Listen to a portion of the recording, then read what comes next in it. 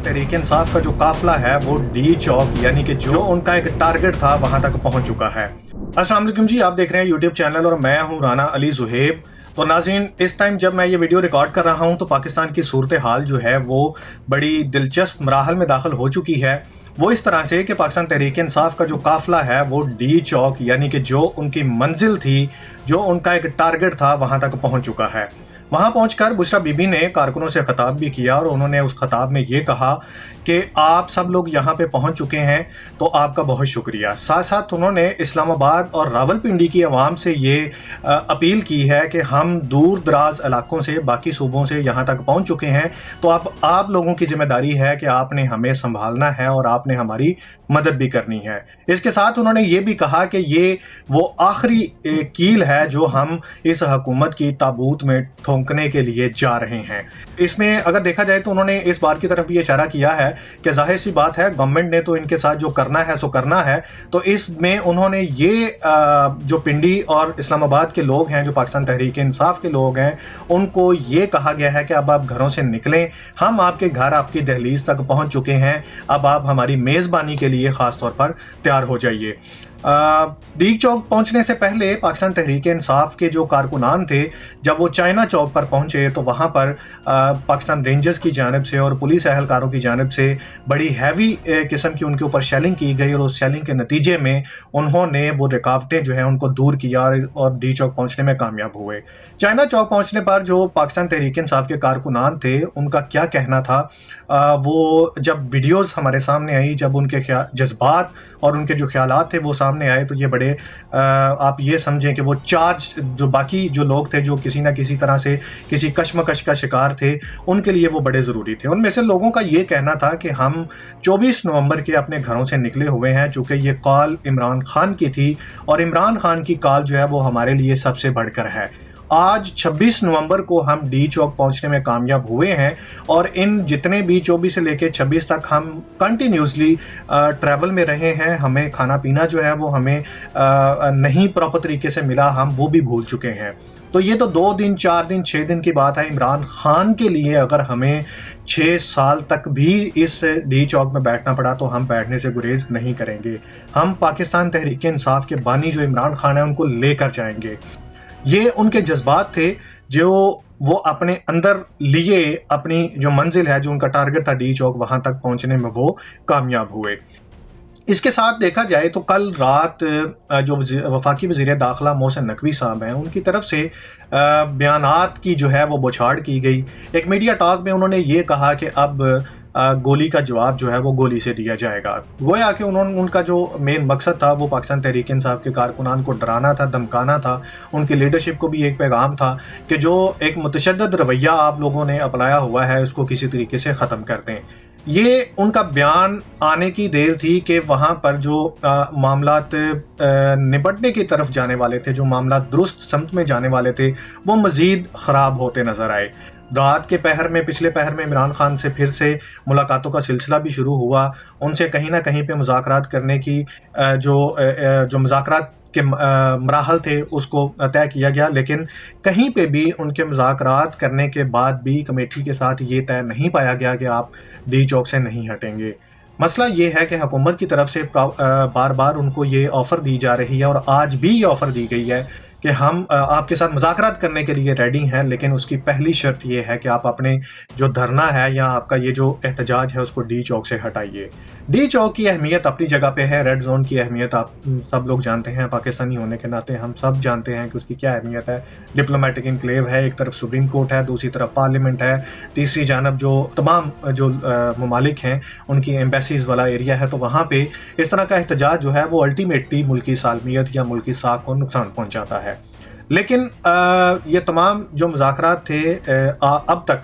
जितने भी मराहल हुए वो तमाम के तमाम फेल हो चुके हैं। हुकूमत उनके किसी मुतालबे को मानने को तैयार नहीं है पीटीआई के, और पीटीआई हुकूमत के मुतालबे मानने को तैयार नहीं है। चूँकि ये मुज़ाकरात का अमल हो भी इसी वजह से रहा था कि कहीं किसी ना किसी तरीके से इन कारकुनान को और पीटीआई के जो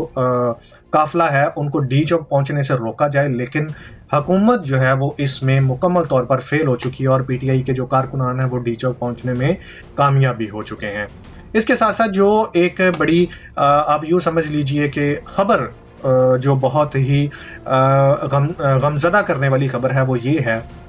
कि गुज़िश्ता रात पाकिस्तान रेंजर्स के 3 अहलकार जो हैं वो पाकिस्तान तहरीक इंसाफ के कारकुनान के तशद्दुद और उनकी जो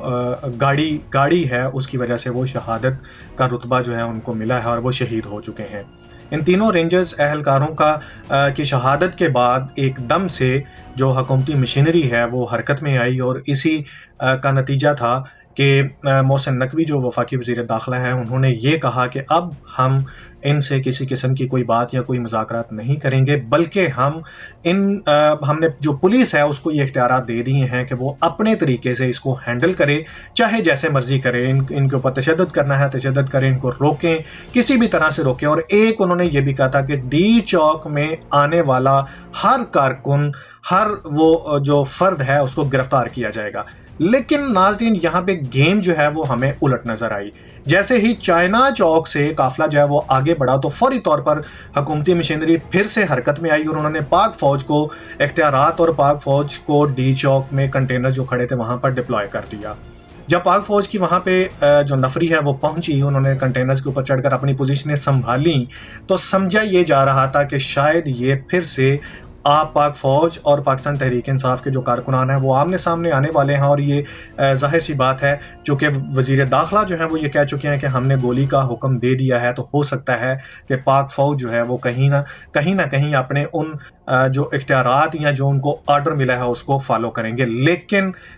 गेम जो है वो टोटली हमें उलट नज़र आई। जैसे ही पाकिस्तान तहरीक इंसाफ के कारकुनान जो काफ़िले की शक्ल में आ रहे थे वो डी चौक पहुँचते हैं, वो कंटेनर्स के ऊपर भी चढ़ते हैं, लेकिन पाक फ़ौज के जो जवान हैं उनको गले लगा लेते हैं। गले लगा के वो एक मैसेज देना चाहते हैं कि ये आवाम भी हमारी है, ये एहतजाज करने वाले लोग भी हमारे हैं, ये मुल्क भी हमारा है, लेकिन हम हुकूमती दबाव में आके या सियासी दबाव में आके किसी किस्म की गोली जो है वो नहीं चलाएंगे। हमें ये भी देखने को मिला कि पाक फ़ौज के जो जवान हैं वो बाकायदा वहाँ पर अनाउंसमेंट भी करते नज़र आए कि आप लोग हमारे अपने हैं, हम आप पर गोली नहीं चलाएंगे। और बिल्कुल ऐसा ही हुआ। लेकिन जो बात यहाँ पर देखने को मिली वो ये मिली कि पिछले 2 दिन के अंदर पाकिस्तान तहरीक इंसाफ अपने टारगेट या अपनी जो उनका एक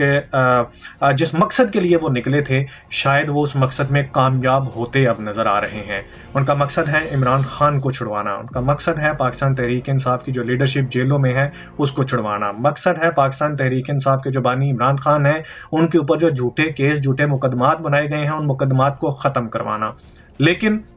जिस मकसद और जिस टारगेट के लिए निकले हैं, जिस जगह का तयन किया गया, उस जगह पर इस टाइम पे लीडरशिप और कारकुनान पहुंच चुके हैं। अब आगे क्या होता है ये आने वाले वक्त में हमें पता चलेगा। इन सब में पाकिस्तान रेंजर्स के जो 3 अहलकार जो इस सियासी जो अपने मफादात हैं उनकी भेंट चढ़े हैं, उनके ख़ानदानों पर क्या असर होगा, उनके आने वाली औलाद पर क्या असर होगा। पाकिस्तान, जहाँ तक हमें याद है कि पाक फ़ौज, पुलिस और रेंजर्स में जो भी बच्चे या जो भी जवान भर्ती होते हैं उनमें एक शहादत का जज्बा पाया जाता है। लेकिन उनको क्या इल्म था कि ये शहादत का जो जज्बा है या शहादत का ये जो रुतबा है उनके अपने ही मुल्क, अपने ही कारकुनान और अपने ही लोगों के हाथों उनकी जो मौत है वो वाक़ई होगी। लेकिन अब यहाँ पे बात सोचने वाली ये है कि ये जो नफ़रतों के बीज आपस में बोए जा रहे हैं इसको ख़त्म कैसे किया जाए। ये मुल्क आपका है, ये मुल्क हमारा है, ये पाकिस्तान हमारा है, ये पाकिस्तान के लोग हमारे हैं, ये अदारे हमारे हैं और अदारों को चलाने वाले लोग भी हमारे हैं। इसलिए इस वक्त जो हालात मुल्क के बने हुए हैं इसमें पाकिस्तान के अदारों को अपनी अना को एक साइड पर रखकर पाकिस्तान के मुस्तकबिल और वो कारकुनान जो शायद इस टाइम पे सूरत हाल ये है कि वो कफन सर पर बांध कर इस्लामाबाद की तरफ निकले थे और पहुंच चुके हैं, इस सूरत हाल में मैं ये समझता हूँ, बल्कि मेरे साथ पूरा पाकिस्तान ये समझता है कि इंतहाई सोच विचार के साथ जो भी कदम है उसको उठाया जाना चाहिए। रियासत के साथ किसी किस्म का कोई मुकाबला कोई भी शख्स या कोई پارٹی یا کوئی سیاسی یا متشدد رویوں والے لوگ جو ہیں وہ نہیں کر سکتے ہیں، لیکن دوسری جانب ریاست کو بھی یہ سوچنا چاہیے کہ یہ جو احتجاج کرنے والے ہیں جن کا جمہوری حق ہے وہ اپنا آئینی اور جمہوری حق استعمال کر رہے ہیں، ان کو لگتا ہے کہ اگر ان کے ساتھ ان کے لیڈر کے ساتھ کہیں پر زیادتی ہو رہی ہے تو ان کے جو ان کے مطالبات ہیں ان کو دیکھنا چاہیے، ان کو سننا چاہیے اور ان کو ایڈریس کرنا چاہیے۔ دوسری جانب ریاستی اداروں کو بھی یہ سوچنا ہے کہ یہ ہمارے اپنے لوگ ہیں، ہمیں ان پر گولی چلانے سے پہلے یا ان کو نقصان پہنچانے سے پہلے ایک دفعہ نہیں، 2 دفعہ نہیں، بلکہ شاید 10 دفعہ یہ سوچنا ہوگا۔ کیونکہ پاکستان کی مخالفت کرنے والے، پاکستان کی معیشت کو نقصان پہنچانے والے، پاکستان کو نقصان پہنچانے والے شاید اسی ایک دن کے انتظار میں ہیں کہ کب پاکستان کی فوج اور کب پاکستان کی عوام جو ہیں وہ ایک دوسرے کے سامنے آئیں، کب یہ لوگ آپسی اپنی لڑائیوں میں اتنے مگن ہو جائیں کہ پاکستان کی معیشت کا جو پہیہ جو ان دنوں شاید آہستہ آہستہ چل پڑا ہے، پاکستان کی معیشت جو ہے وہ مثبت اس میں پہلو کی طرف چل پڑی ہے، وہ پھر سے رک جائے۔ تو اس ٹائم پہ تمام پاکستان تحریک انصاف کی سینئر جو لیڈرشپ ہے ان کا بھی یہ حق بنتا ہے اور ان کا بھی یہ فرض ہے کہ وہ اپنے کارکنان کو